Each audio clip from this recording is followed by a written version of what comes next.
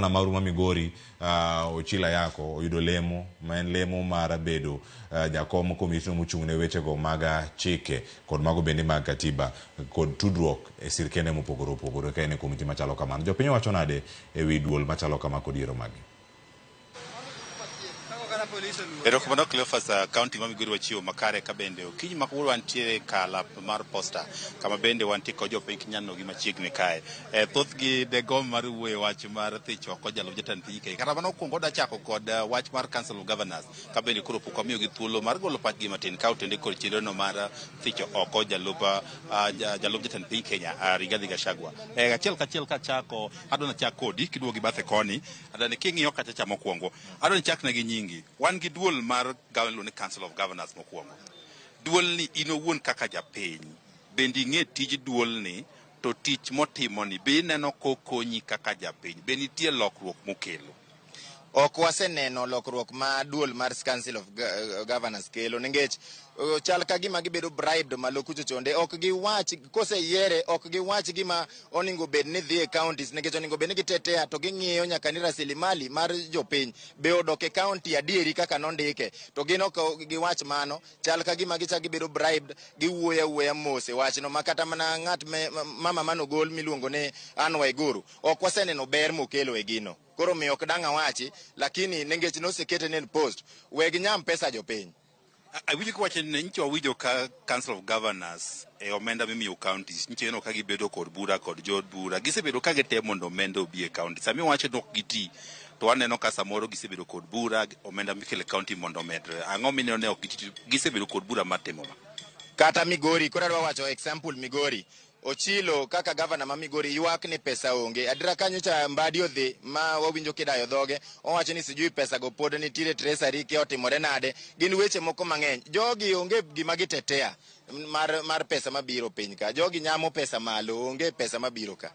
Katiko kodi ang'o ma didwar ni mondo kako nego ket duol ni mondo obed motegno ang'o giri ma in kaka japiny ma kotimo ni tibro ni duol ni koro chopo dwaro momiyo kete kanyo? Ng'ato oningo bed ni tiyo tichne ka ok omiya soya mondo ng'i maber kabisa ni pesa oningo bed ni biro e counties ma ok oningo bed ni oegemea jok moko nitiere ma pes madhi gwengegi gidwa ni mondo dhi to madhi kuonde mamoko manyiso ni koro gichal ka gima gidhulumu jopiny ok gitim gik manomiyo yiergi kanyo. Katiko kodi no aneno kanye od burogo kura magi kidieny mokwongo ne githich oko jalup jatend piny Kenya onego bed ni kes dhi e Senate bang'e. In kaka japiny kama wachope ni okang' mano ka ok jo bura ni wadhi e Senate bende pachi en mane kama wachope wach? Nagone erokamano ne wabunge te manogoyo kura mar mondo Rigathi Gachagua owuog oko nikech ochalo nduma kuwili tiende ni ochalo rarangri man gi wiye koni gi koni kodhi koni owacho ma kodhi koni owacho ma to ochalo be jadieri to en jakuo to pesa bende giwacho ni tin at the same time Rigathi ni wacho ni pesa onge to milion mieche bende otimo godo renovation office pesa go kuma noae bende wakia ndalo mathis ni Rigathi Gachagua billionaire. Koro waneno ni ng'atni en jakuo to ochalo kagima koro dhulumu jok manoyiere koro en odhi adhiya kabisa jo Senate be odhi ogole. Erokamano akawo pach ng'ama chielo e chori machiegni adwa king'iyo kachacha ni neno okang' mane jod bura okawo chori matino kama manyo okawo mar thich oko jalup jatend piny Kenya. In kipachi kamwa gikeni be ineno ka wan e yo makare be gole oko e okang' mokwongo no in kaka japiny e siro tang'o misire owuon? Erokamano gi nyinge iluonga ni Lishoke Chokelo awuod Suna Migori. An kagolo pacha e wach bunge manyoro kaka nyanene gino nyotimore maber to kanotimore Kenya wan kaka wajo matindo marimbo boda gi tije matindo tindo mag jua kali wan wasewinyore kabisa nikech wan mamunde wanyuol to weche mag shift chandowa gi NSSF chandowa kabisa gigi osebedonwa tulo ka gi kacha ma pesa onge ma japiny konyre go. Koro awan ka jogi dhi dala Gachagua no winjo bende gidhi dala gi Mr. President Mr.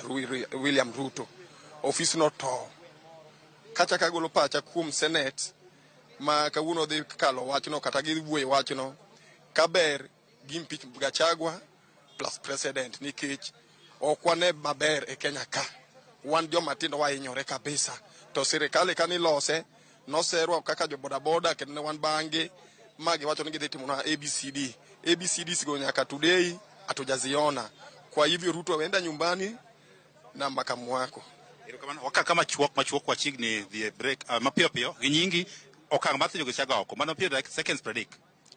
Nyinga iluonga Dennis Ouma, an kaka ja piny ma Migori. Wach mar golo Gachagua e office kaka deputy president.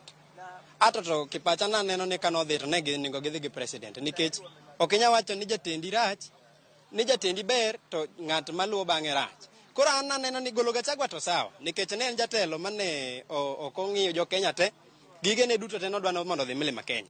Mak mana e golo Gachagua ka wach ni omiyo jo Kenya mariek itgi oyawre, ofwenyo ni ng'ato kaka an aneno ni nitiere mwandu moro me gilaro ka gi president. Emomiyo samoro kata president omako wach Gachagua ni nikech ndalo mathin ni ka wach no Gachagua ne liet wawinjo ni president dwa uso Adani kidwa usi president osedhi omo ndeke auchiel modwa timo godo partner gi jo Adani gi. Koro waneno ni dhi mar Gachagua to ber, lakini kata president no nigo gidhi godo.